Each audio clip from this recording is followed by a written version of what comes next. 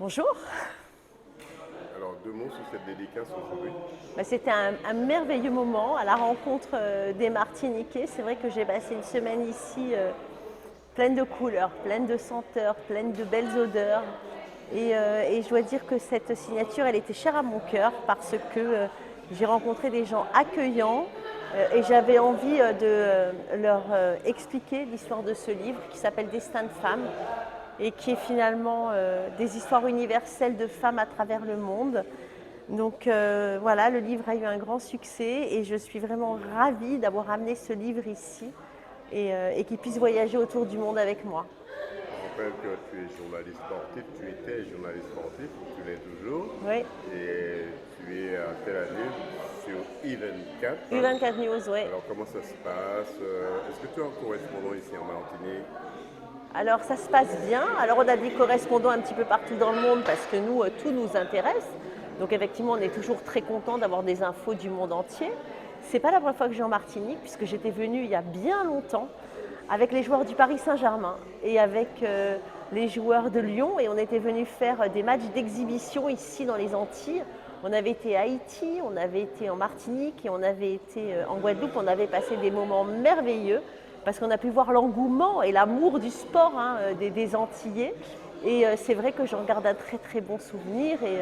Et souvent quand je reparle avec mes amis joueurs ou bien mes amis entraîneurs, on se rappelle de ce périple antillais où on avait passé des super moments, où tout le monde avait mangé des langoustes sur le bord de la plage et en fait les moments sympathiques. Mes parents habitent en Martinique pendant longtemps, ils ont habité ici pendant 20 ans comme mes deux sœurs.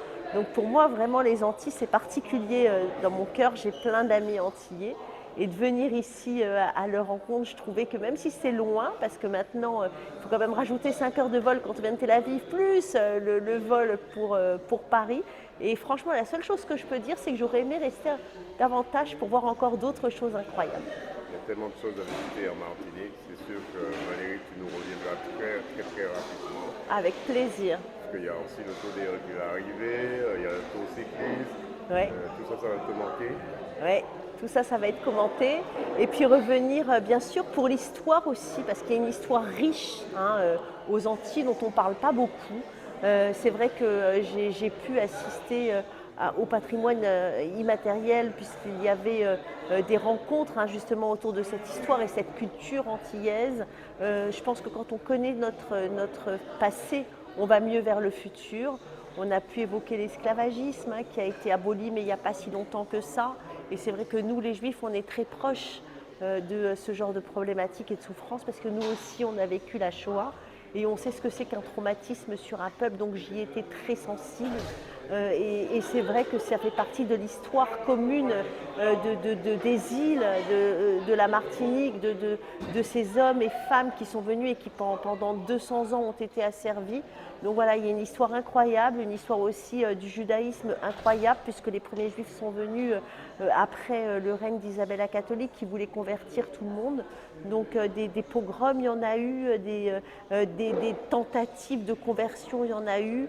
Et puis pour le peuple martiniquais aussi, pour le peuple guadeloupéen, pour tous les Antillais, ça a été très dur, il y a eu des grosses souffrances. Donc on ne peut que comprendre, que compatir et que se sentir lié finalement voilà, à ce destin qui a été un destin aussi, mais un destin difficile. Un beau souvenir d'être reçu par la communauté juive ici en Martinique.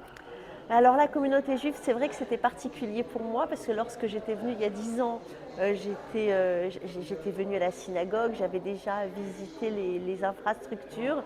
Je trouve que c'est une communauté qui est particulière. C'est une communauté qui est très accueillante, c'est une communauté qui est ouverte, c'est une communauté où les gens sont toujours heureux de faire plaisir et de recevoir. Et ça, c'est quelque chose qui m'a énormément touchée. Donc venant en Martinique, je ne pouvais pas faire autrement que de revenir les voir, les saluer, les embrasser. Et y a une personne, Giorgio, à qui j'envoie un bonjour particulier, qui m'a dit, tu sais, tu n'as pas changé depuis 10 ans. Je lui ai dit, est-ce que tu peux me répéter cette phrase? Ça fait 10 ans, tu trouves que je n'ai pas changé? Il m'a dit, tu es encore plus belle qu'avant. Donc ça m'a été droit au cœur. Et voilà, pour vous dire le genre de personnes qu'on rencontre ici, adorables. Et en fait, même si vous ne les voyez pas pendant 10 ans, le temps s'arrête. Et c'est le cas de le dire. Yvette Gallo, que tu as rencontré également lors des journées du patrimoine Ah oui. et qui est venue également à la dédicace de ton livre. Ah oui, Yvette, personnage incroyable que j'ai beaucoup aimé. Une femme qui a eu un destin particulier puisqu'elle a su aller au bout de ses rêves. Et ça, c'est cher. Ça, c'est une facture qui est chère quand on est une femme. Donc, je la félicite et j'ai eu l'honneur et le bonheur de la voir venir aujourd'hui. Et ça m'a fait vraiment ça a été un énorme plaisir de la voir. Et je lui souhaite vraiment de continuer dans sa lignée, de continuer ce qu'elle a entrepris. C'est une femme qui est pleine d'énergie positive et c'est une femme qui ne lâche rien. Et je sais combien c'est dur de pouvoir aller au bout de son rêve et de pouvoir continuer d'aller dans un chemin qui n'est pas simple. Et franchement, voilà, je la remercie du fond du cœur.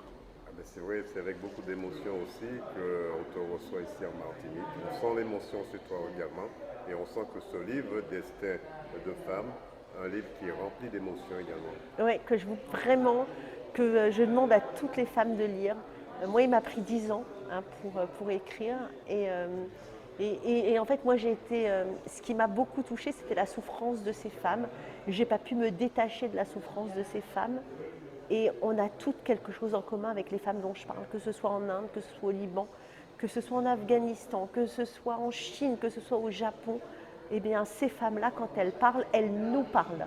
Donc, ça nous donne envie de parler, ça nous donne envie de nous exprimer. Et puis parler, eh ben, c'est quelque part se libérer. Et libérer la parole, c'est se guérir. Parce qu'on a beaucoup de choses en nous, beaucoup de choses que finalement on a vécues et puis qui restent à l'intérieur de nous. Et puis quand on lit ce genre de choses, eh ben, on se dit que finalement, eh ben, on est comme les autres. Donc on ne peut pas rester insensible. Et pour moi, c'est vraiment important de faire le tour du monde. J'ai laissé tout le monde à Tel Aviv. Hein. Mon mari, mes enfants, on n'est pas du tout en vacances scolaires. Mais j'irai où il faut aller pour faire la promotion de ce livre et surtout, surtout, pour parler du destin de ces femmes qui sont très importantes. Et aujourd'hui, les choses doivent changer. On n'en est pas encore dans à la parité. Quand on parle de parité, c'est 40-60, on n'y est pas. On sait très bien que pour une femme, le monde du travail, c'est beaucoup plus difficile d'y arriver que pour un homme. Donc, mesdames, il y a encore beaucoup, beaucoup de travail à faire. Je compte sur vous. Alors, on n'est pas là à descendre dans la rue comme dans les années 70. Et ben, on se bat autrement. Et on se bat comment? En écoutant les autres, en ayant les oreilles ouvertes et en étant solidaires, puisque nous, les femmes, on est très solidaires entre nous. Donc, vraiment, je vous incite à lire les histoires de Mira, qui a eu un problème de transidentité. Et qui nous raconte son chemin difficile hein, pour vivre dans sa vérité. Le problème de Saria, qui divorce et qui perd la garde de son fils. Le problème de Liane, qui elle veut rester célibataire, qui pourtant vit en Chine dans un environnement hyper patriarcal. Voilà, toutes ces femmes, je vous laisse les découvrir et vous verrez qu'elles ont toutes quelque chose de vous. La Martinique vous souhaite un bon séjour et un bon retour à Tel Aviv. Merci beaucoup.